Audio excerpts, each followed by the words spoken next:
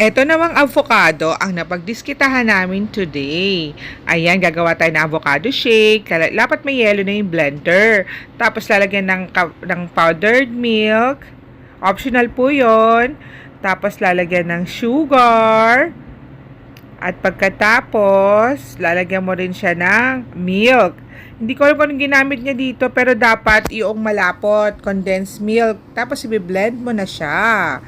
Ayan, ang ingay nito kaya voice over na lang.